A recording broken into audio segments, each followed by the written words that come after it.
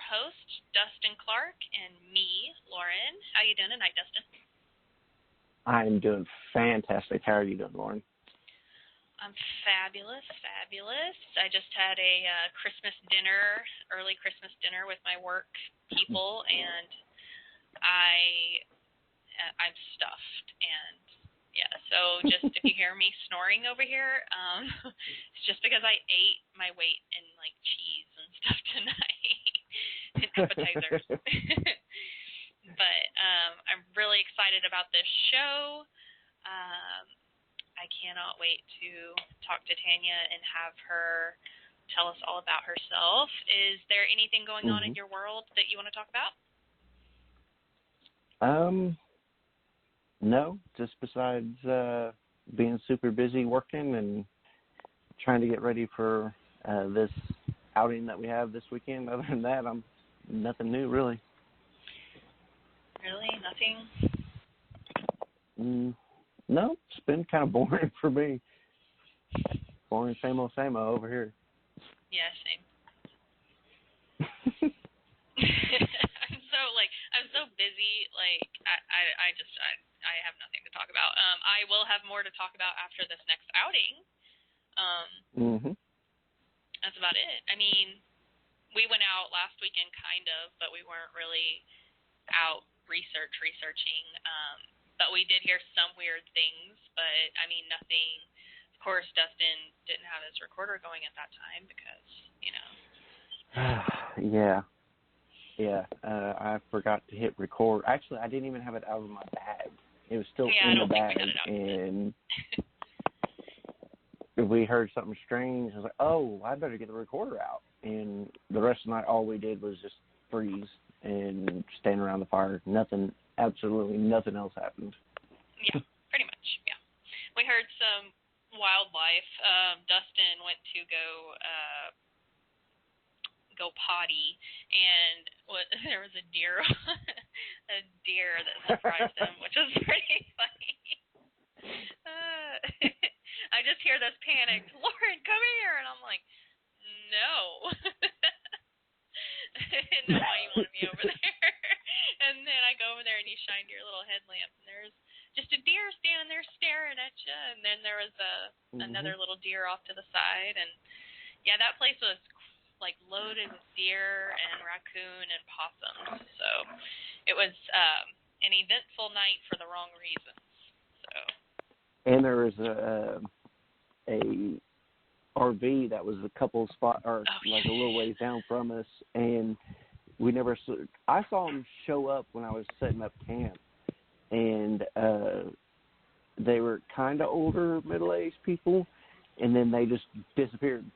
And they never showed back up. They weren't there when I packed up the next morning. It just kind of gave some creepy vibes off of that. Yeah, we kept referring to them as the serial killers all night. Yeah. So let's hope that this weekend is like 10 times more active than last weekend. So I have a feeling it will be. I hope so. I'm excited. I'm so excited. All right. So tonight we have Tanya Nite on. Tanya is a Bigfoot researcher, licensed massage therapist, and mother of two from Burleson, Texas.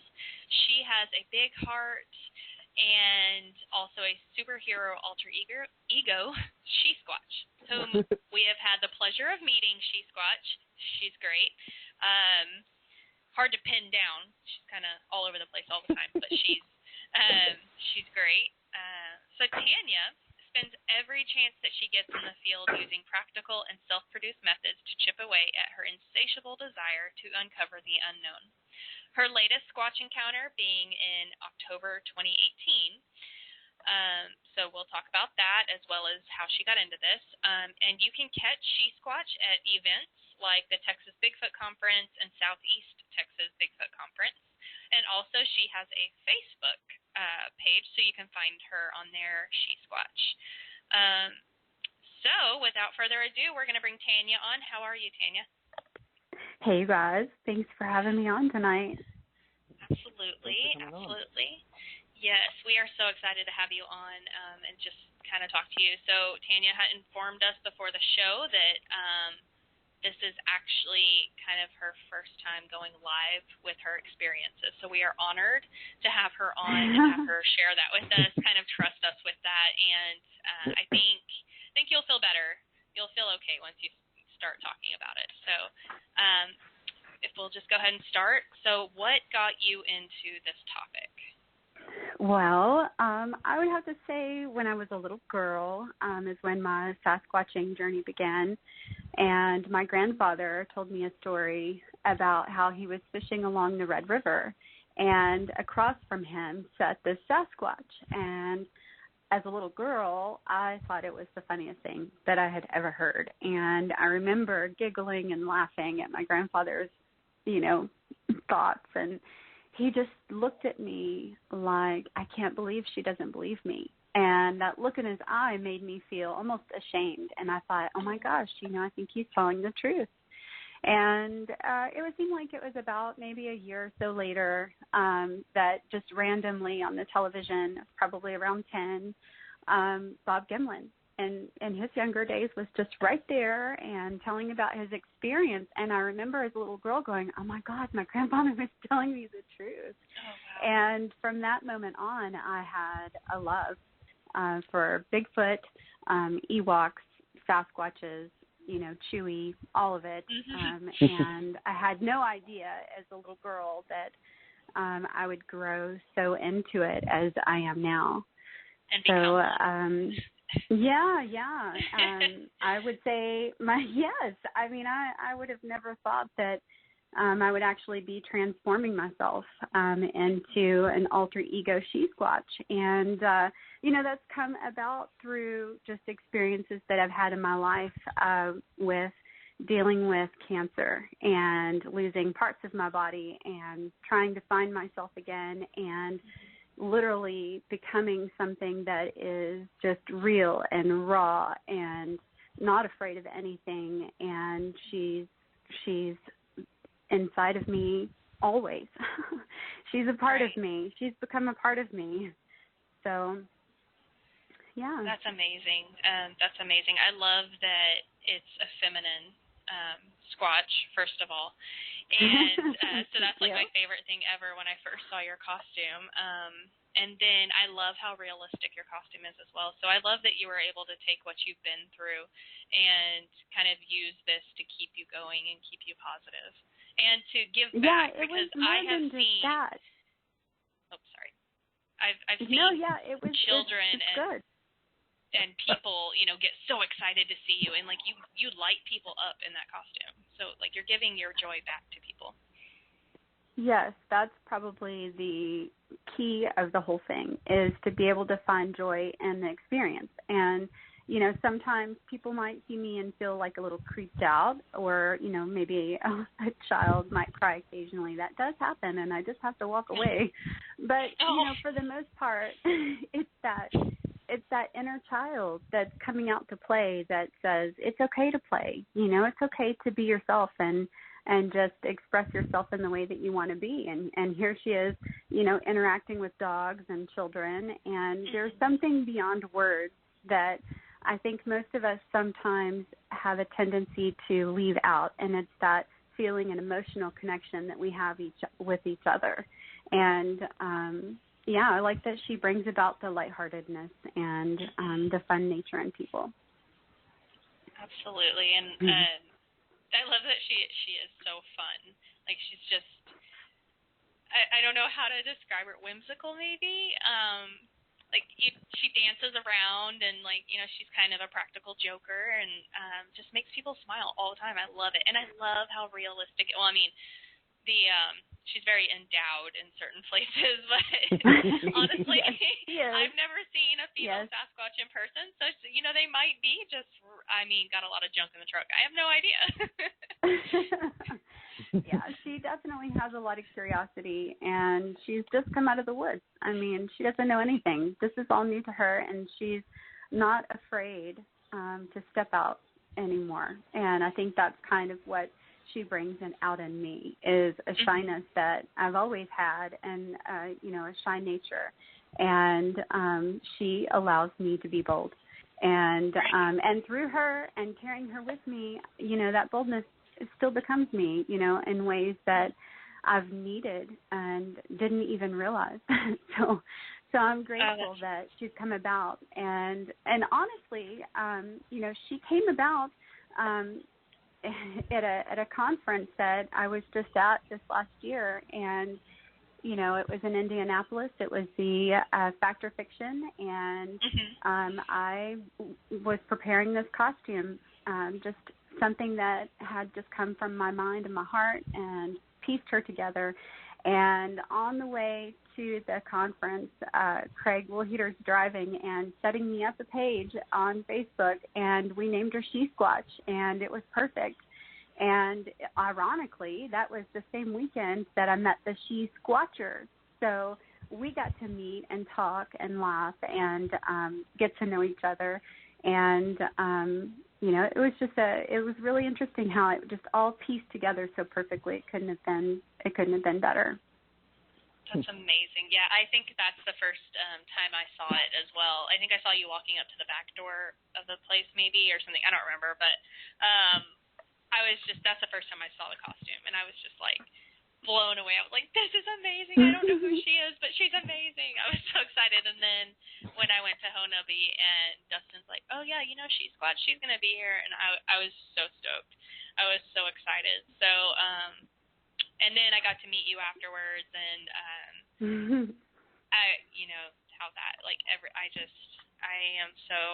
I'm so glad that this has been something positive in your life that you could give to others. That's been amazing. It's funny that you would say something like not being able to. There's so many people that didn't recognize me in costume that knew me as Tanya, and they would, see me in costume and have no idea who I was, and I would take the costume off later and say, hey, what did you think? And they would look at me with this perplexing look like, what are you talking about? And I'm like, the Sasquatch, the Shesquatch. That was you? Yes. So yeah, it's really funny, being able to surprise people in that way, which I was able to surprise both, Bob Gimlin and Travis Walton. Neither one of them recognized me, both knowing me before. So it was kind of funny. I had that same reaction. I think you had come up to our campfire afterwards just to, hang out and meet everybody. And Dustin kind of leaned over. He's like, that's the Shesquatch. And I was like, oh, that's not what I thought she'd look like. I'd have to say the funniest thing was just a few weekends ago at Footstock when, this conference for the researchers, and, it's this adult, thing that we're going to be doing, and it's serious, and we get there, and there's like 150 to 200 Boy Scouts just everywhere, and I'd already planned to dress up as Squatch just for, interaction and photo ops and just hanging out with my friends, and seeing all these kids just made the weekend amazing. I mean, after seeing me one time, you could hear them echoing across the hills, we saw Sasquatch, we saw Bigfoot. So we had adults having to come over to kind of understand what exactly is going on over here, and explain to them, well, actually, it's somebody in a costume, and so it's really fun interacting in ways like that with them. So I had a good time. That's awesome. I know I showed my kids pictures that I had taken with you, and my son was so excited. He's like, Mama, you found Bigfoot? You found him? And I was like, I sure did, buddy. So, yeah, it's just like, it's a gift that keeps giving, like everywhere you go. So your first encounter, can you tell us about that? Well, it was in September of 2018, and it's it's an interesting collaboration how it all just pieced together so perfect. I was invited to Footstock for the first time, and after the week-long studies, I started my trek home along the route back to Burleson, and I got this funny feeling that I needed to pull over. So it wasn't that I needed to go pee. Actually, this is where you find out a little bit more about me. And, I get these callings or feelings, like maybe some people might say it's empathic or psychic thoughts or something like that, but I have a curiosity enough to try to understand more about what it is that I'm feeling.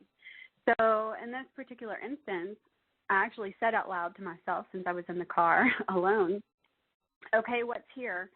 And the next thing that I saw was a sign, and it said something about Boggy Creek. And, of course, I just busted out laughing, because that's Louisiana. I was in Texas. And so, I just said, ha, ha, ha, that's funny. And the next sign said something about Boggy Creek National Park. And even though I needed to go pick up my children and I was thinking about my timeline, I veered off immediately and said, I'm supposed to stop here. So I exited and wanted to check it out. And when I entered the park, no one was there. It was completely empty. And I made my way down to this beautiful area where there's like a pond. Maybe it's a little bit bigger than a pond, and it's lined by the trees. And I decided to just kind of stretch, do some qigong, and just relax just a minute and meditate. And after I was done, I walked down along the creek line just to see if I might find some prints, just to be silly, right? Because I'd never found anything. My friends do all this stuff, and they're researchers and authors, and I love them all, but I've never had experiences of my own. So as I came along down to the river's edge, there was this big footprint, and I took a picture of it, kind of jokingly, like, ha ha, okay, that's a person's footprint there, but it was big, and I thought maybe, that could be a Sasquatch print. So a week later, I traveled to Honobia for the 2018 Honobia Bigfoot Conference, and that's where I met up with Keith Crabtree. And he had told a friend, Marvin Leeper, about my experience driving back down to Burleson. And he said, you need to meet this girl, which, I'm still kind of feeling a little weird. Like, to me, it's just a normal thing, I don't feel any different. I think we all are capable of having senses about us. And so he came over, and I shared with him the experience, and he said that in 2016, in May of 2016, he and Jerry Husand had been called out there where I was, about a half a mile from where I was, and they had found a trackway along an old abandoned wagon trail, and that was a quarter mile from my location. So at that point, I'm like, wow, is this really happening, because to me, when things like that happen, it has to be followed up by the experience. Like, there has to be scientific evidence. There has to be something to back up your thoughts. It can't just be, something you're thinking of or you wish to be true, a fantasy of some sort. There needs to be some solid proof behind what your experience is. So I was kind of excited and wondered where that might lead to. And after the conference, Keith and I decided to team up. And we were going to go to Louisiana because I wanted to take Jesse, my son, Jesse, bigfooting for our first experience. And Keith was going to go watch the elk run. So we just decided to do it together. And it was probably the best decision of my life. He is like an adopted pops to me. And from that moment, we've just been pretty much inseparable. And I consider him my accountability partner when I'm out in the field. So to be fair, it's important to share that I'd also chosen my location by pulling up a map and asking, where do I want to go? And I decided Arkansas, then looking at the map, where in Arkansas do I want to go? And that followed by Wichita Mountains. And then at that point, I just found a creek and followed it along until I felt right. And that's where we went. So on October 8th, Keith and I made our way out into the woods at a place that we had found, and there was a creek there, and we got to pan for gold leisurely, and actually found a piece, which I'm probably not supposed to say that. Sorry, Keith, I love you so much. So I started searching for tracks, and looking for evidence, and I, again, got that feeling. and I was drawn to an embankment, and that's where I had my first visual track. And, you know, I was completely excited, completely beside myself. I called Keith over, and I said, oh, my God, what is this? What do you think? Is it a bear? And, you know, he looked at it. He said, there's no claw marks here. And so that's when we started trying to, you know, measure and determine the size, the length, the stride.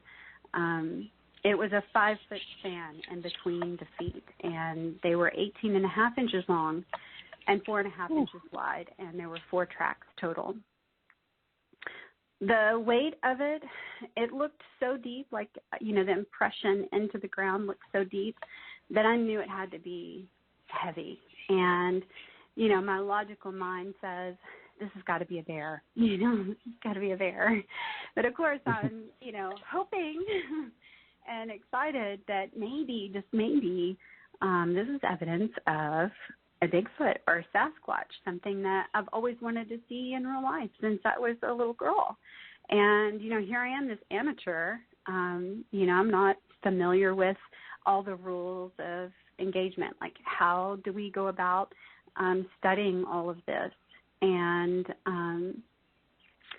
I left that weekend without casting it. And I'm going to tell you, it makes me sick to my stomach because I had the casting material, and we were to leave the next day, and all I could think about was, you know, responsibility, getting back home in time, and I felt a little pressured to leave quickly, and it just didn't happen. I mean, it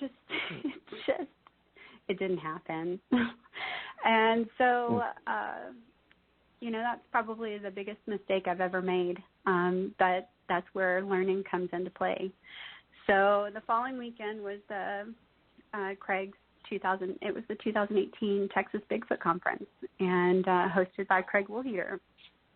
And I had the opportunity that weekend to speak with Dr. Jeff Meldrum, and I showed him my pictures and told him about my experience, and he confirmed my find, which was really surprising to me. I was in shock, I was in awe and excited, and he concluded that the creature would have weighed somewhere between 850 to 1,100 pounds. So, and that was the first track. So on October 27th, which was a few weeks later, I went back to the location. Actually, it was the following week after the Bigfoot Conference. I couldn't stand it. I had to go back. I had to find that track in the woods and attempt to cast what I'd left behind. And this is really where my story brings in a paranormal draw that is a phenomena that I'm still trying to grasp even today. I arrived on location around 6:45 and immediately went into the woods. And this is, you know, something that you really should be prepared to do in the summer. You have to think that it's a lot brighter in the woods. In the winter, it's a lot darker in the woods at 6:45. And I was just so excited. I couldn't stand it. You know, I just parked the car and took off running and, you know, had my bag full of casting materials and lights and stuff like that, just ready to do what I needed to do. And I'd probably gotten about a quarter mile in when I felt immediately like I was not safe. And at the time, I was not carrying a gun. You know, I had a knife, but what am I going to do with, you know, cut off a big toe or something? And so, you know, I get this feeling like there's something there. And I am recording. I did have audio devices. I did have recording devices. You know, I had the red light, but it didn't need it just yet. It wasn't quite that dark. And I just kept panning back and forth from the right to the left, from the right to the left. And, you know, going back and researching the footage and everything, I did that where I stopped that in my tracks. I did that for about 4 minutes. I didn't feel comfortable moving at all. I was literally frozen. And my breath started to increase. My heart started to beat faster. And I just heard in my mind's eye, you need to leave. It's dinner time. And I know that sounds silly, but as soon as I heard those words, I pivoted and took back to the car. And I was just saying, okay, look, I hear you. I'm not supposed to be in here right now. And so when I turned around and noticed how far I was into the woods and just saw this little bitty speck of light, it was a long way to the car. Let's just say that. I think I definitely was picking up speed the closer I got. And by the time I got to the car, I was so shook that I just hit the button and locked the doors. And, I know that sounds really silly, but, there's something about a feeling that you get that if you don't go and listen to that, you could get yourself in trouble, and there's been too many times that, I've known something and I've not listened and ended up getting myself in a pickle, so, I didn't want anything to happen to me when I was out there alone by myself. So that night, since it was dark and I didn't have time to get set up, I decided to sleep in the car. And I did set up, a small campfire and just kind of sat outside my car for just a little while and by the flames just kind of contemplating the entire experience. And I had a stream near me and I was listening to the brook and I heard the owls, in the background and, hooting. And then I heard this really loud, it was like a howl, but more, not a coyote, almost deeper than a coyote. So it's kind of really hard to reproduce the sound that I heard. But in my mind, I'm thinking, well, that can't be a wolf because, I know there's not anything like that out here. It doesn't sound like a bear, but it didn't sound like a coyote either. So I didn't have an explanation as to what it was, but it was what I'd heard. And about 10 minutes after that, there was a loud banging sound that sounded like two lids being like can lids being slammed together. And I know that's a really odd sound to have out in the middle of the woods, but that's the closest thing that I can explain it to. It just sounded like two really large metal or heavy something being banged together. And so at the time, I'm still, I have no idea what's in store for me. I didn't know what was about to go down. So I didn't really think a lot about what I'd just heard. I'm just thinking that's just a sound out there in the wilderness, or whatever, But I was beginning to feel vulnerable because I kept hearing shuffling behind me. So here I am sitting at this fire, listening to all these sounds, and now I'm hearing footsteps. And it sounds like footsteps. Could it be like a raccoon? Could it possibly be a squirrel, shuffling around in these leaves? I'm not certain. So I move to the other side of the campfire, and I start to get comfortable in my contemplation, and again, I'm hearing footsteps behind me. So I shifted my location again, and I did this probably 3 or 4 times where I just kept hearing sounds behind me. I would move, and then again, the sounds would repeat behind me. So my fire was getting low, and it was wet, and it was cold. It was the first cold spell, I guess, of the fall, and I decided to just hit the sack and to get in the car and go to sleep because I'd had enough. So I turned the car over and got it warmed up and started to kind of drift away into sleep and, just try to find some kind of a understanding of what the day was going to look like tomorrow. And as I lie there listening, feeling the coolness of the car, against me, I kind of drifted into a dream world. And that's when I heard footsteps coming up to my car. Now, this is where things get really weird, okay? So I'm waking up and I'm listening to the sound of these steps, and they come to the back passenger side door, and they were heavy, and the gravel was literally crushing and grinding under the weight of whatever it was, and it was right outside my door. And that was the moment that I literally froze, and not in the sense that it was cold outside, but in the sense that I realized I couldn't move. I couldn't move my body. I couldn't open my eyes. I couldn't move my fingers. It was the weirdest thing that I've ever experienced in my life. I was in a paralysis, and, you know, there was a moment of silence outside that door as if someone or something was looking in on me, like looking in the car. And I couldn't imagine what was happening. So as the steps moved from the passenger back door to the hatch and then kept going around to the other side of the car, like on the back driver's side door, it stopped again. And that was the moment that I was begging my eyes to please open. And they lifted just enough for me to see the trees outside the car, the darkness, the inside of the car, but then my eyes collapsed again as if I didn't have any control over my body at all, and they just completely shut. I couldn't move my arms or my legs, and that's when the steps started again, now walking to the back of the hatch.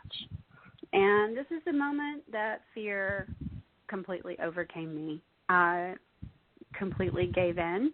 I thought the next thing that's going to happen is the hatch is going to open, and you're simply going to be drug out by your feet. And I couldn't move, so I couldn't fight, and I literally just came to understand that this is it. I'm going to die now. And it was at that very moment that I began to feel this really interesting vibration on the bottom of my feet. Now, it's complete silence, and I can't hear the footsteps anymore. I'm just feeling this vibration on the bottom of my feet. And it seemed stronger on my right side, on my right leg, than on my left. And it was a pattern of like a half inch or so circular vibrating spots is the best way for me to describe it. They seemed like there was maybe 6 to 8 on each foot, and it began to vibrate up towards my ankle. And there was a sound that went with it that hummed like, wah, wah, wah, wah, wah, wah, wah, wah, like this. And the vibration rose up through my body from my ankle area into my calves. And it was the strangest and most peculiar thing that had ever come over me. I had never felt anything like that. But as it went from that middle calf to my knee is the moment that I thought to myself, this feels really good.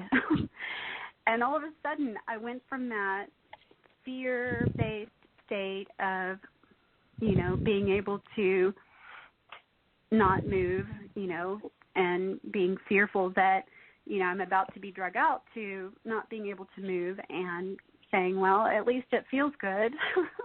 So I know that sounds really strange, but, you know, somehow my mind was averted from fear. And instantly, as soon as those thoughts came into my mind of how it felt good, instantly my eyes jolted open. And it was as if I'd been released from some stronghold, and I just pulled in a deep breath, and I struggled to control my breathing. It was absolutely dead silent. There was no birds, there were no crickets, there were no sounds at all. It seemed as if I had earmuffs on my ears. And I lay there afraid to move or even lift my head to look up, you know, out into the darkness. And so the first thing that I did, also amateur move, was my digital voice recorder running? No, it was not. Because, you know, I didn't realize that, you're supposed to leave those suckers running when you're sleeping just in case something crazy like this happens. So I immediately grabbed my digital voice recorder at that moment and, started to talk about everything that had just happened to me. And, I didn't realize how critical, that it could be to just have something like that running. And this is that moment that I'm like, well, I'm just going to have to share the experience in which I just had. So after I said everything I needed to say about what I'd just experienced, I felt brave enough to get out of the car. And it was silent. It was dark, and there was nothing. So, but there was very minimal light, and I don't remember where the moon was, but it was pretty dark. I don't remember much moonlight at all. So the next morning, after this, and it was hard to go back to sleep. I mean, I laid there for a long time just wondering, if I go back to sleep, is this going to happen again? And believe me, I locked the doors. So I was grateful that I had decided to stay in my car this night, which I thought also was ironic under the circumstances. So the next morning, I geared up and decided to go out and find those prints again. I walked all the way around the car, and because of the asphalt, it didn't allow for the gravel to create a shape.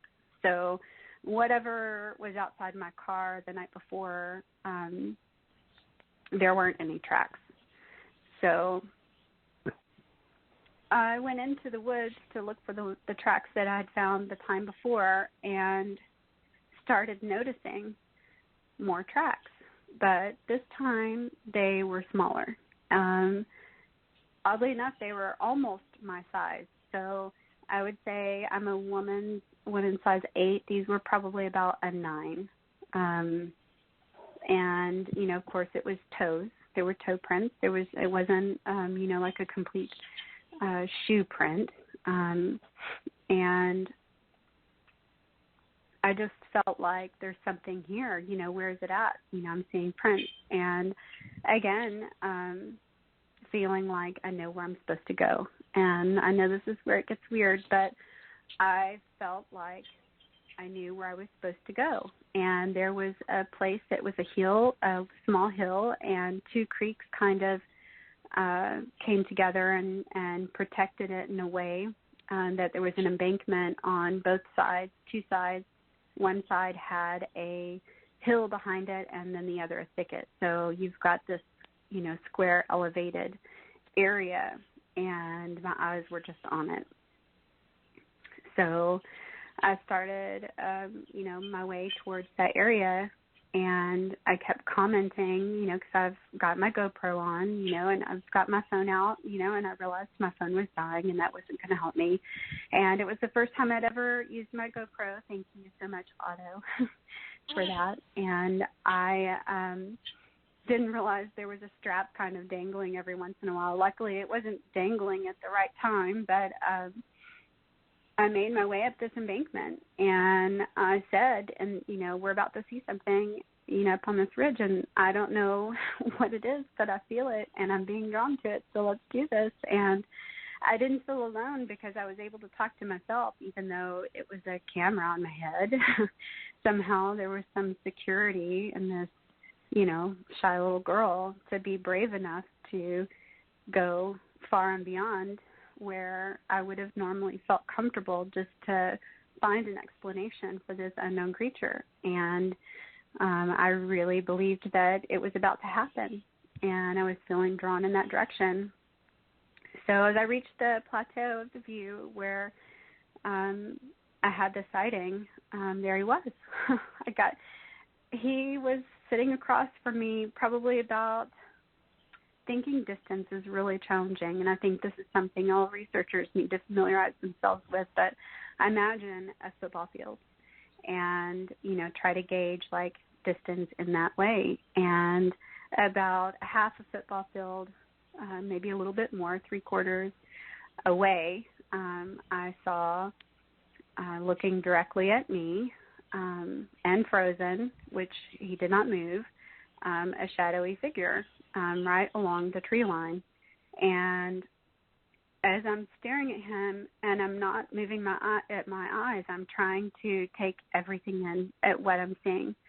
And he's far enough away, and the sun's coming up. This is early in the morning. I'm going to say it was probably around, 6:30 in the morning, 6:45 sunrise. The sun is coming up behind him. So all I'm seeing are the tree line and then this little Sasquatch just staring right back at me on his knees.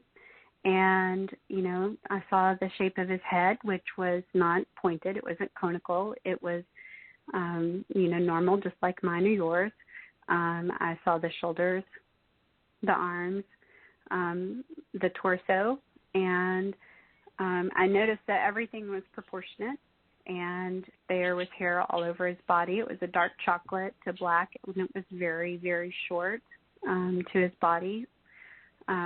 Immediately thought in my mind, he's, I think about those things. The first thing that came to my mind was male and 8 years old. And so I just kind of check mark it and stockpile it for if it's going to serve me, in the end. And, of course, I did everything wrong. But thank God it's these flaws that make us human, because as I'm looking at him and I'm showing, the camera, I'm like, there he is. And, of course, this GoPro camera that I have and the far distance away, it's really hard to make out anything. I mean, as you're standing there looking at it, you can see it clearly. But looking back at my film, it's really hard to make out. So, this is an experience that's really just for me alone, because as I began to approach him, I looked down for just a minute to step over a log and around a tree, and when I looked up, he was gone. So, I knew where he had gone. It was to the left. There was a big thicket right there, and so I knew which direction he was in, and I figured he was just kind of hang out in that area, try to hide from me, whatever. I don't know. I didn't know what to expect.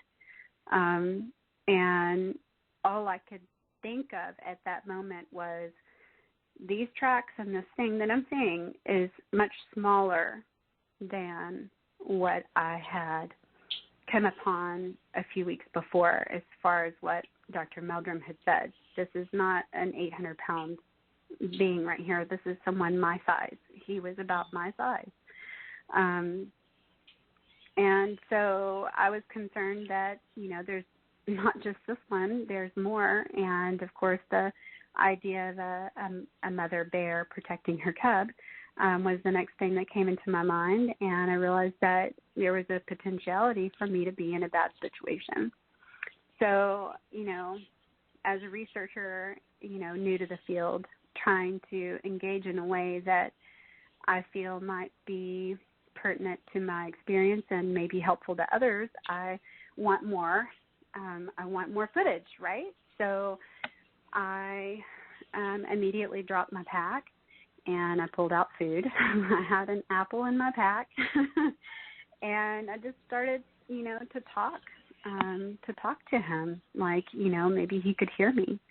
And, I made my way toward him or toward where he was, and was hoping that maybe I would get more, but he never came back out. So I still kept my offering visible, and because I was afraid, I just want to set the stage for why I'm there. I'm not there to cause harm. So as I got to where he was sitting, there was this perfect little nest of a spot, and it looked as if it were out of a fairy tale. It was tufted and soft, and I found no hair, but through the excitement, I should have looked harder. I don't doubt that there could have been something there, but I was quite overwhelmed with everything that was happening, and, there were tracks everywhere, and I'm trying to decide what to do. So, and, I had fear that, that one was not alone, and would he bring back reinforcements? So as I listened to him moving through the thicket, knowing where he had gone and talking to him all the way, I finally exclaimed, "I've come all this way to see you, and now you're going to hide from me." And it wasn't just a few moments later, a loud knock just cracked across the way, and it sounded like a baseball bat hitting a tree. It was that loud. I mean, like a very loud crack, and it echoed from the direction in which he'd fled. And, unfortunately, none of the tracks that I found of this little guy were formidable enough to stand as evidence. Everything was rocky. There was pine nettle everywhere. I could see him visibly, but, to make a cast of something like that is going to be fruitless. So, that's why, all I can say is that it's just my experience, because I don't have anything solid to show, and that's kind of frustrating. But, it's just the way that it just happened to be. So since this encounter, I've gone back a few times, and, I've had further interesting things happen. I haven't found any more tracks, but this last time that I went, I found a bone stuck in a knothole. And this knothole was barely a half an inch wide, and it was about 3 feet long of a slit, and it was gnawed on one end. And I did have the opportunity to show it to Cliff Brackman, and he told me that, it could have been a field mouse. However, the teeth marks were not quite consistent. So the only thing he could say was that it was inconclusive. So I said, you're not saying that it is or it isn't. And of course, he laughed and he said, I can't determine it. And so as to what it could have been. And another, of course, structures, I find structures all the time. I see things that, maybe some people might overlook. It's something that I'm drawn to. Another strange structure area that I found had logs that were outlining a rectangular area, and just outside the border there was a 2-foot-long stick that was swinging from a waxleaf tree. When I got closer to examine the stick, it had actually been tied or attached to the tree by the stem of the waxleaf, being tied around the stick and tucked in just in a way that it secured it. It was not hanging by a vine or anything like that. The leaves on it were green, and there was also a wet print that I found about 15 feet from the riverbed that looked to be about 30 minutes old. It was hard to determine the shape, but it was way bigger than my foot. And the puddles, or it was kind of like drying, I guess you could say. And it was 17 to 18 inches long, but it was hard to measure because, again, I'm dealing with something that's, this wet surface on the ground. One kind of funny thing is Keith went back a few weeks back, and he made me laugh because he went with a friend, and we joked about how he must have really irked him when I didn't come with him, because that night a huge limb came crashing through the camper about 8 inches from his head. And of course, that's a story for him to tell, if you can get him on the show. But if you do, make sure you have him tell you the grizzly story too, because that's also a good one. So that's basically some of the experiences that I've had. And I know all this sounds odd. There's definitely a paranormal ring to it. I really don't know what to think about that.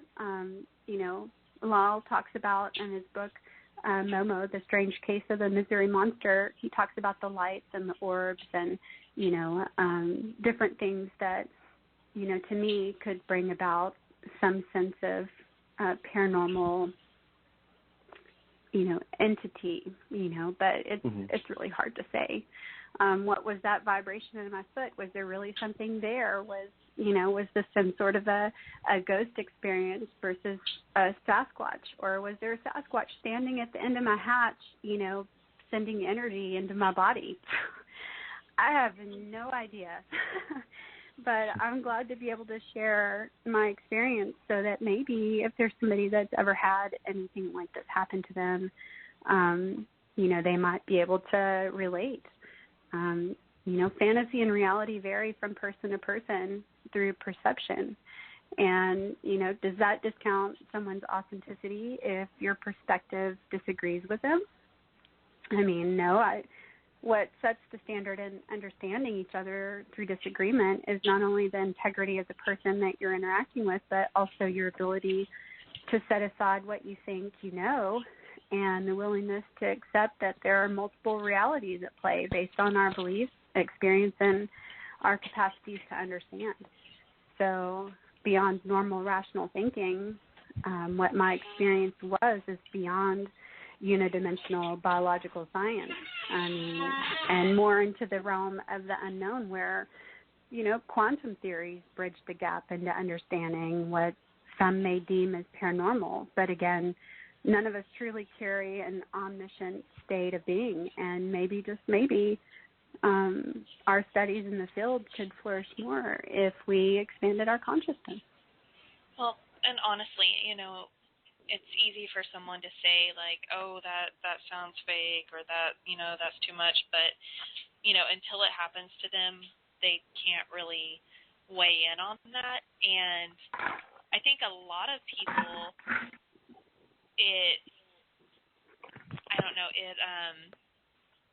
they might be having that same kind of stuff happen, but they might not be as in tune with their body or their surroundings or whatever to notice it. Like, it might be going on, but they're too focused on, what's outside the vehicle or what they're looking at to notice that, they're having sensations or feelings. A lot of people are not as closely in tune with their intuition, that gut feeling. I know recently I was on an outing and I had walked up and said, there's I get the same feelings when I'm out there, like a gut sense of I can look directly at a spot and I'm like, there's something there. And I said, I'm feeling it from right there, and I'll keep staring at that spot, and I'll try to look away because I don't want to stare directly at it, and I'll look away, and my eyes just keep going right back to that spot, and I'm like, I just feel like something's right there. And I actually had a gentleman come up and say, I had told Dustin what I thought, and Dustin had walked away, and this gentleman came up and pinned the same spot. He said, I feel like something's right there. And I didn't tell him, Dustin didn't tell him. This gentleman had the same feeling, and so I kind of asked him about it. I mentioned that I feel that sometimes I feel like I can feel that something's there, and he said, yeah, I get that feeling too. And it was so nice to be validated on that. And then we got to talking about infrasound and stuff, and how we would feel this feeling in our chest, like it was a very heavy, tight feeling in our chest, and he was standing there, and I said, I wonder what would happen if we moved closer or whatever. And he said, well, I'm going to turn around. And he turned around, and he could feel that feeling on his back instead of his front. And we could feel it. But I just wonder how many people could also feel it if they were more in tune, or just more sensitive to it, or just paid attention more to what their body was feeling rather than what they were seeing or hearing. Because sometimes when you see something that, especially a Sasquatch that is not supposed to be there, this being's not supposed to be there, you kind of go into shock, or your adrenaline shoots up. Maybe they don't they're not paying attention to what's going on with their body. They're right. Freaking out a little bit. So I think that before anyone discounts what you saw or you felt, I don't think it's weird or out of the norm, because you were centered and you're more in tune with your body than a lot of people might be. You're used to paying attention to stuff like that, and other people are not. So I think that if other people were more in tune, it might then they might feel something like that too. Who knows? I've always been this way. It's something that I haven't really shared. I mean, this is the first time I've ever gone public with something so big in my life that has defined me from the time that I was a little girl. And I think that, through experiences, I've learned how to protect myself by avoiding what I know is going to happen. Like I know it, I sense it, I feel it. And so I go ahead and step, 3 or 4 steps ahead of that. I've got it all planned out, what I'm going to do to, help that situation. And, of course, that kind of led me into massage therapy and laying hands on people. And now it's so transformed that it's beyond energy work. It's, this shamanistic tendency that is absolutely natural and innate in me that just comes and flows. And it has so many facets to it, and there are so many it's so embedded in me in so many different ways that, I have trouble describing it with words. All I can do is show you. And if what I have to show you brings some relevancy to your experience, then that's great. But, I think I'm over the point of trying to prove myself anymore to anyone. This is my experience. This is what has happened to me. And, I would like to try to harness this in some way that it might be able to help me in future research. So who knows? Yeah. I mean, it's none of, like I always say, none of us has the corner market on this. I don't like to discount people's way that they research or way that they believe. We're all allowed to have different opinions and different ways to go about it, and I think a more intuitive method is just that's kind of how I do it too. So, I think it works. If you're successful, I that's think all that matters. It is helpful. Yeah, it is helpful. There are definitely scientific methods that we all need to follow, protocols and rules that we should all follow, especially when it comes to reserving specimen or, following a standard that makes it clean and accurate.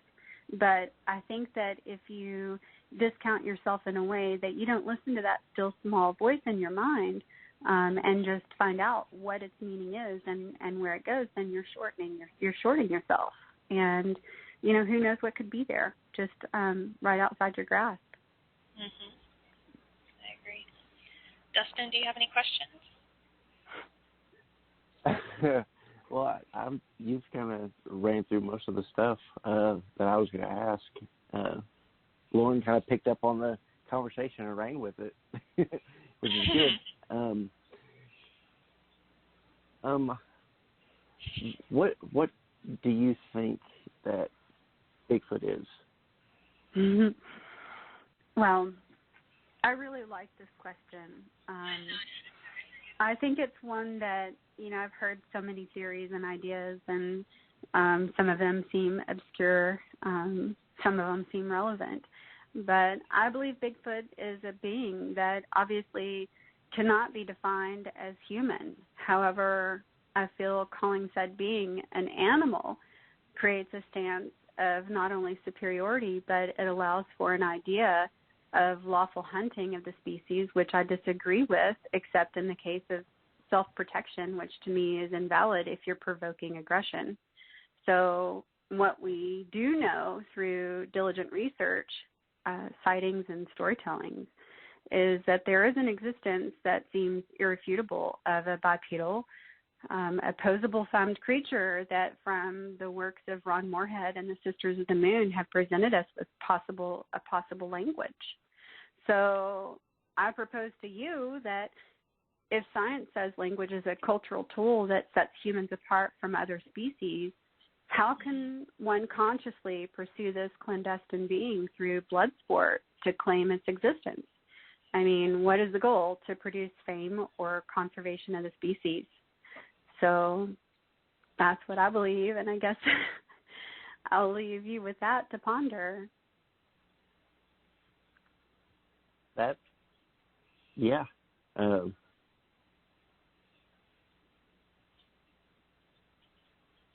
Sorry. I guess I've left you without words.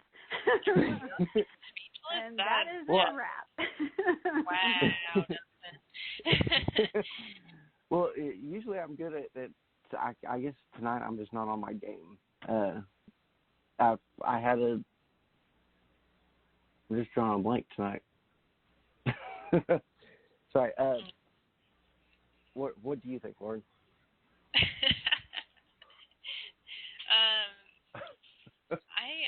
I don't know. I had other questions, and now I can't remember them because I got off topic. Crap. I'm sorry, Tanya. We're both failing you right now. I know. Lauren. Usually I jot down questions while you're talking so that I can okay, as soon as I get a second, I'm going to ask this one, and I didn't because I was like, oh, I'll remember. Oh, that is the biggest mistake you could ever make. Crap, what was I going to ask? I'm sorry. Well, I think speechless. You've just left us speechless. No, but in a good way. I'm proud of. I can't tell you, I was actually quite nervous, getting ready for this and just thinking, this is the first time I've ever shared experience before, and what are people going to think of this silly girl that they know as Tanya? And, I can't wait to hear all the comments and, what people have to say about it. I know some may find some sense of ridicule, and some may just go, oh, my God, I'm so glad, I'm not alone. So I'm excited to kind of see all the different directions. I think you're going to be very pleased with how many people contact you and thank you for, being so truthful and honest, for being completely transparent with your experiences and, really telling us everything. I think a lot of people may have had stuff happen like you did, and they hold back for fear of ridicule or, criticism. So I really appreciate you coming on and being completely transparent with us. That takes guts, but like you said, you're living your best life. Like you're living, complete truth, and you are brave and courageous, and I applaud you for that. Thank you very much. Yeah, absolutely. I think you're going to get a lot of good comments off of this, and I know you were really nervous, but you have done such a great job.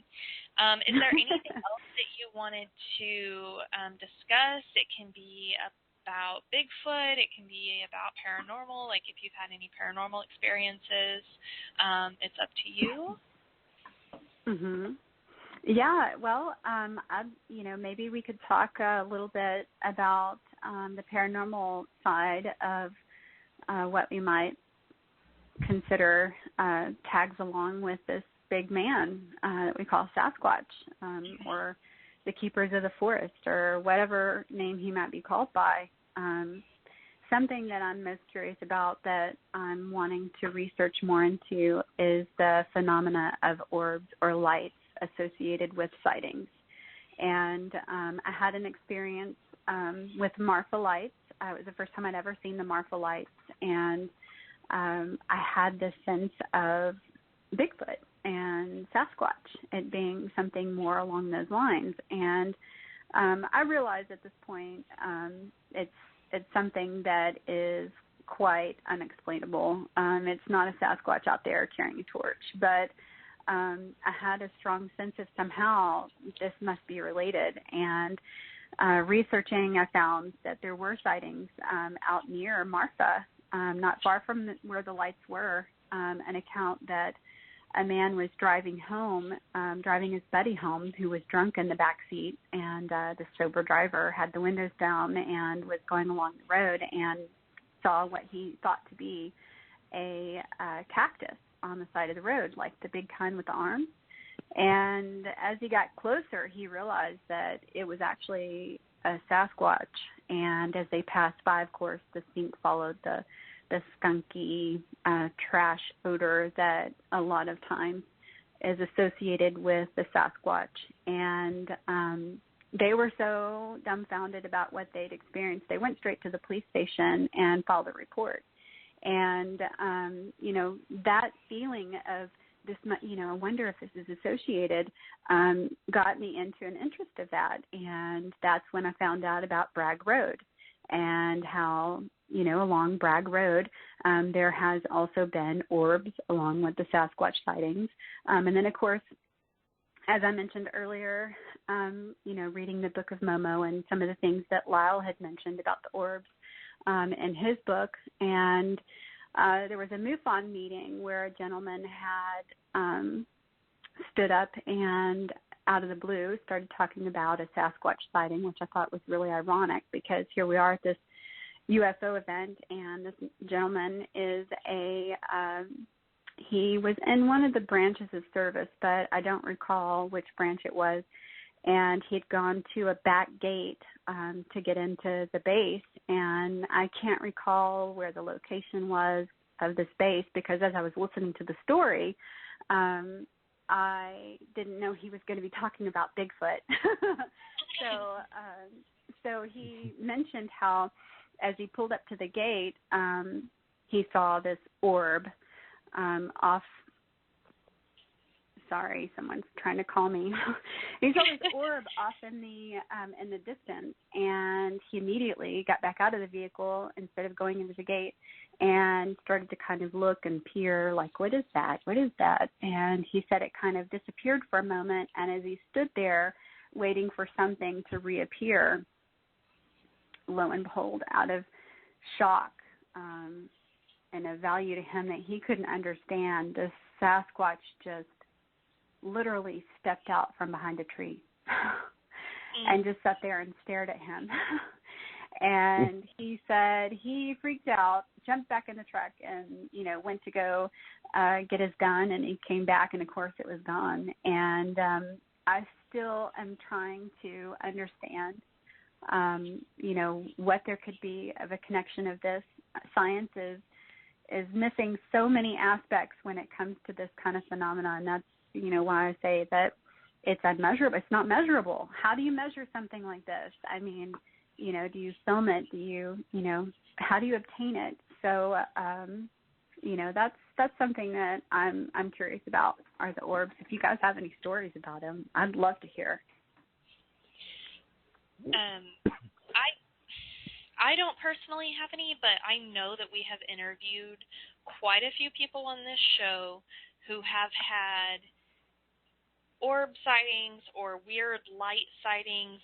I know specifically one of our previous co-hosts actually had I think they were in a cemetery, I believe. Oh, my mom's going to text me and correct me. I can feel it. I think they were in a cemetery, and they had a UFO and Bigfoot encounter at the same time. Mm-hmm. Now, see, this link right here is also a very strong curiosity for me, and I do not discount it. I read in a book by Las Brightus, which I know when you mention, his name, some people say, oh, he's woo-woo or whatever it might be. Well, maybe I could be considered woo-woo too. He has a documentation of a UFO that actually landed in a field.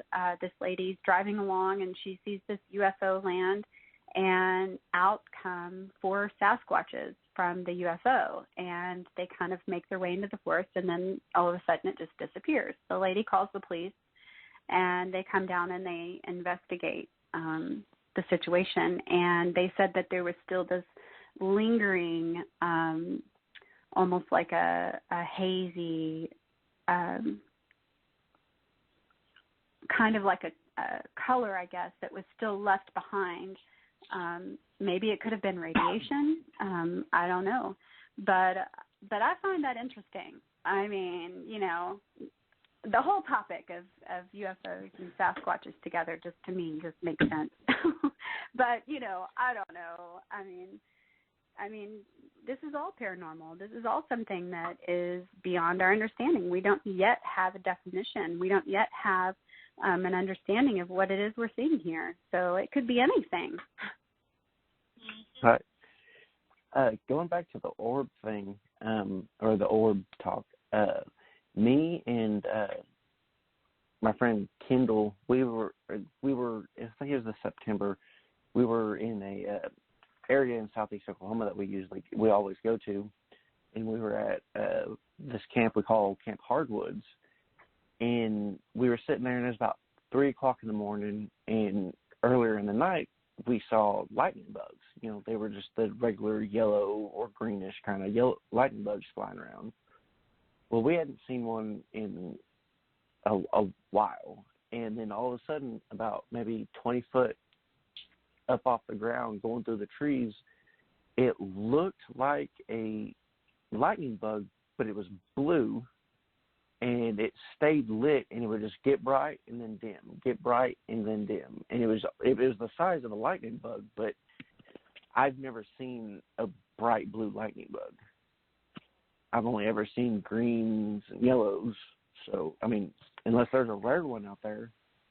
Well, you know, know sitting here talking about this and thinking about our experiences, I'm immediately reminded, and, you know, I'm surprised.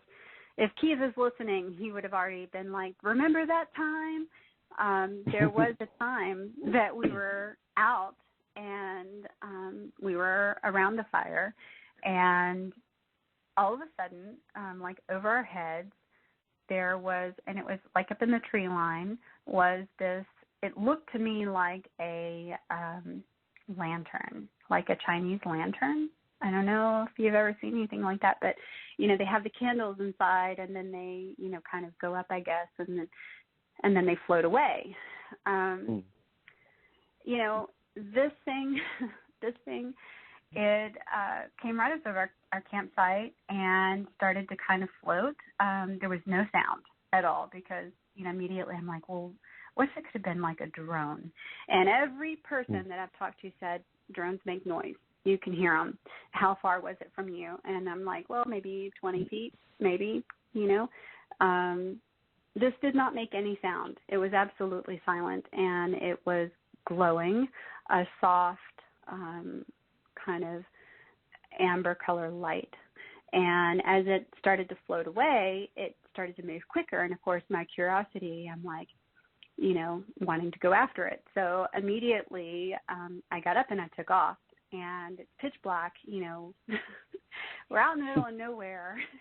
And off Tanya goes, running after this mysterious thing floating in the sky. And I probably got about 100 yards from our campsite, like sprinting, staring up as I'm running, and all of a sudden I just stopped dead in my tracks, and I felt something to the right, which was a wooded area, and I got this fear feeling, right? And I didn't realize it was a fear feeling at the time. I just got this weird feeling of go back to camp, go back to camp, go back to camp, and like scary, like you're scared like a werewolf or something. And I turned around and took back to camp because I realized it was too far away at this point. I couldn't catch up with it. So I ran back to camp. I was out of breath, and I was like, oh, my God, what was that? And he's laughing at me. Keith is like, you know, I don't know. You know, maybe it's a drone. And I'm like, I don't know. If it was a drone, it'd be making noise, right? And so we're sitting there, and we'd kind of gotten over it. We were talking about something else, and then along it came again. And again, what does Tanya do? She runs after it. You know, I got to find out, what is this? You know, I'm trying to get my camera going, trying to record it. It's too quick. It's moving too fast. And I am deadpan running. I'm running as fast as I can to catch up with it in the middle of the darkness. And again, got about the same place that I was before and immediately stopped dead in my tracks. But this time, I was aware of the feeling of stopping dead in my tracks, and I was aware that I was also drawn again to the right side where the forest line was. And as I looked over there, all of a sudden I got this sick feeling like, you're being drawn away from camp, duh. You know, like you know, you're being, you know, you're going to be kidnapped or something, you know. And so I took off back to camp again, and we didn't see it again, but that was just another curious thing that is unexplainable that happened. But I wish that I knew more about. So. Wow. Yeah. That's weird. So it kind of looks. You said it looked like one of those Chinese lanterns that they, like the paper ones where they put the little candle underneath it and they let it go up in the air. Yes, there was. Okay. I could see it very clearly, and it was glowing, kind of a soft color, but there was absolutely zero sound to it, and to me, I just kept thinking this is, at the end, I was just thinking this is a distraction. So that's what I thought, but who knows what it was. And, also that evening, there was also very strange, and I've noticed multiple times that we've been down there is this very strange electric feeling sometimes in the air that makes your hair stand up. It's definitely like increased ions in the air, right? Where you might see the lightning strikes go sideways versus down, to the ground. And this happened on that night, as well as another night that something else, that we had experiences. So I don't know if this increased electricity has anything to do with, the orb sightings or the Sasquatches, but it's just something that I file away in my practical scientific understanding of what could this be.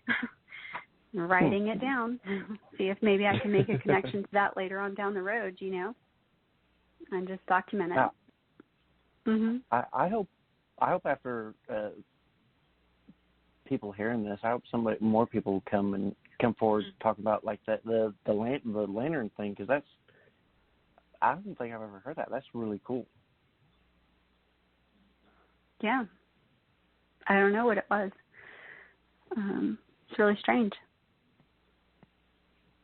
Well, I say it's cool, but it's more of like interesting, but also if it was trying to draw you out, that's not cool. Exactly. That's exactly right. I agree with that.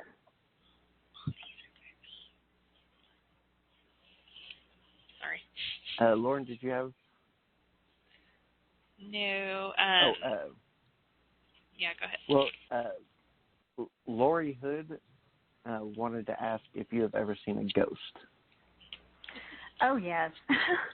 I have that sense about me. Like I said earlier, I've seen them in reflections of glass before, where you're actually seeing them moving and interacting and just kind of like doing their own thing in window panes and glass like that. And I've heard my grandfather talk to me many times. As a matter of fact, I'd mentioned how, I've experienced cancer in this last year. And there was a time about 2 years before maybe it was a year before my diagnosis, I'd gone out into the backyard. It was around the fall, maybe around this time actually, and there were dandelions like just blooming like crazy. And I thought, this is weird. This is such an odd time for the dandelions to be blooming. And immediately I heard my grandfather say,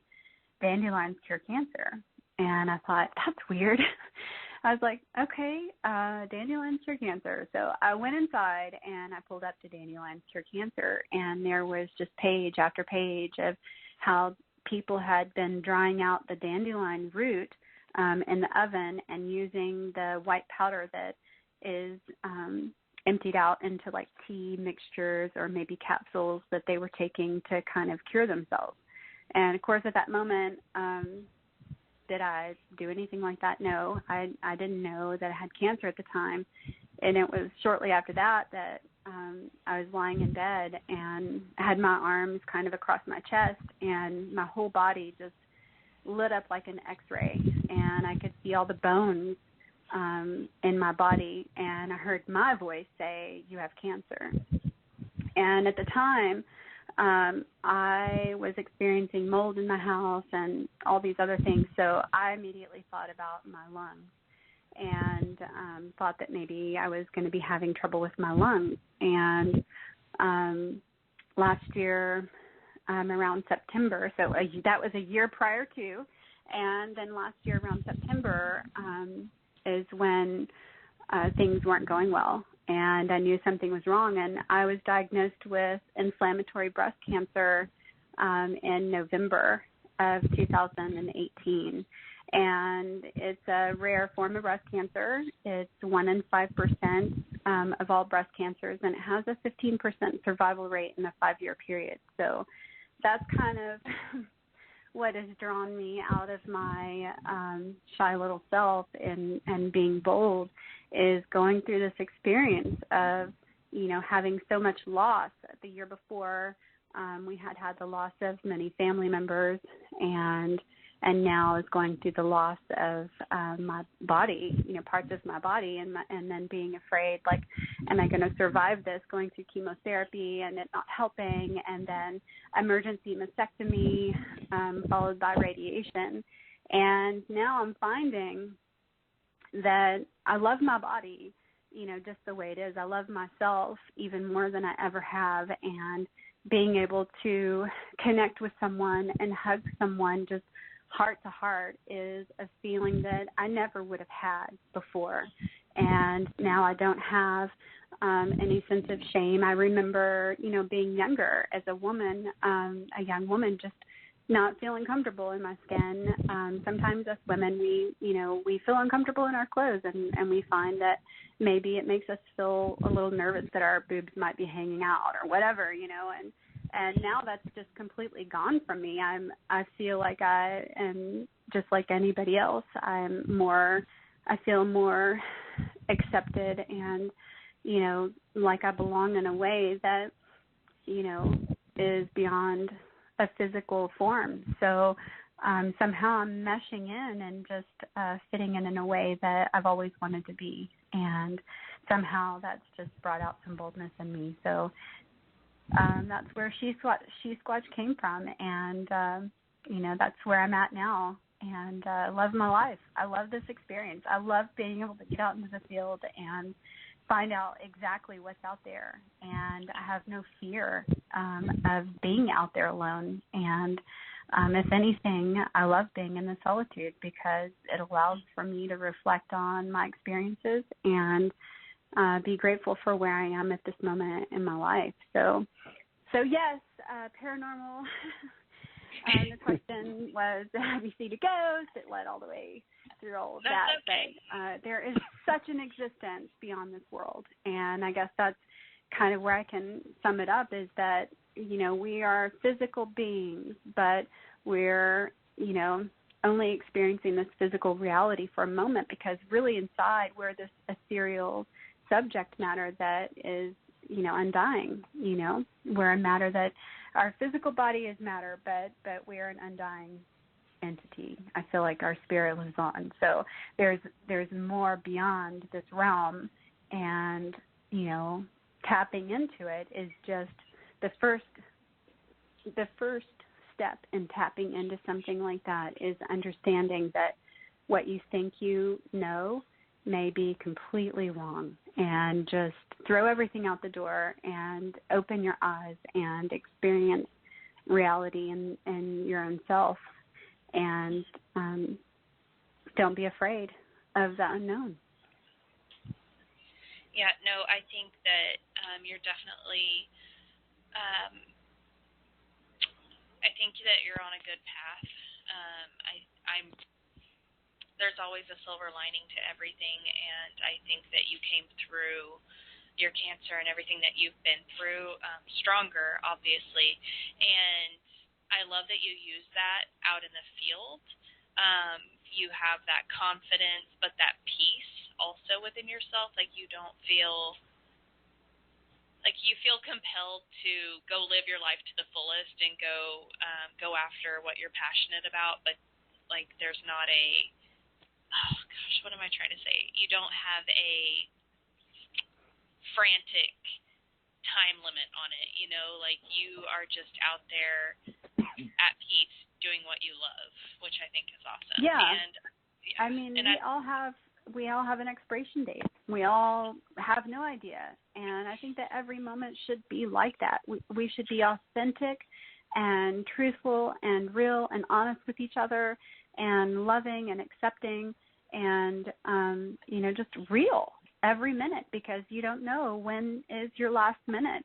And I promise you, when that last minute comes, you're probably going to know everything that the world has to offer, all the secrets, all the stuff you've ever wanted to know. I mean, maybe it'll be unveiled to us in passing, but I just don't have a fear of that anymore. And although I'm still taking a form of chemotherapy through pill form, I feel very confident in my body's healing abilities, and I'm just excited for my future. I actually just recently got my motorcycle license, and there's so many things that are happening in my life that I would have never thought that I would have the gumption to do, to be bold enough to step into, but something I really wanted and admired. And now I'm just stepping into, that boldness in a way that I don't want to waste a minute anymore.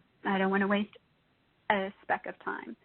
And if what I have to say might help somebody feel more authentic in their own self and brave enough to be able to come forward and share, then I've done my job. Absolutely.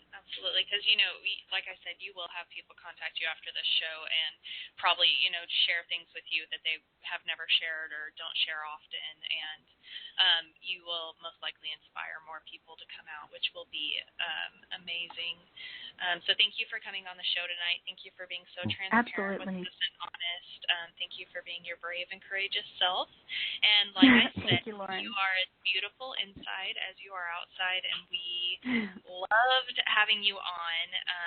Definitely would love to have you back on sometime later after you've, gone out in the field and racked up some more experiences to come tell us, if you don't mind. Absolutely. Definitely. We can't wait to see you this weekend and go out in the field with you. And I, for one, am very much looking forward to seeing I call it vibing. Like, I very much look forward to seeing how you vibe out in the woods. And I know I'm a nerd, but I call it that because I love people I can vibe with and see how they vibe in the woods. So I'm very much looking forward to that. And Dustin, do you have anything to add? I was just going to say it was awesome having you on. I've been, we've been chatting back and forth since Zenobia, and I'm really glad that we were able to get you on here and get you out of your shell and get you talking about your experiences. And really looking forward to this weekend and getting out in the field with you, and hopefully we can have some good experiences this weekend. Yeah, well, thank you, Dustin, for having me, and I'm looking forward to sitting around the campfire with you guys and seeing what's to come. Absolutely. Yep. All right. So I think we're going to call it a show. Again, thank you for coming on, and everyone, next week we will have another show next week, of course, and it will be a little bit outside the norm for us, so you guys just hold on to your seats, and we'll see you same time, same place next week. All right. That sounds really good. And just to end off the show, I'd like to let you guys know that Shesquatch, her next event is going to be at the Boggy Bottom Bigfoot Conference, and that's going to be the first annual conference for them. It's on Saturday, April the 18th, and at 9 o'clock, and she'll be there bright and early. Awesome. All right, perfect. So everyone go check out Squatch's Facebook page and follow her on Facebook and check out any events that she's at, catch a photo op. And good night, everybody. All right, have a good evening. Bye-bye. Bye.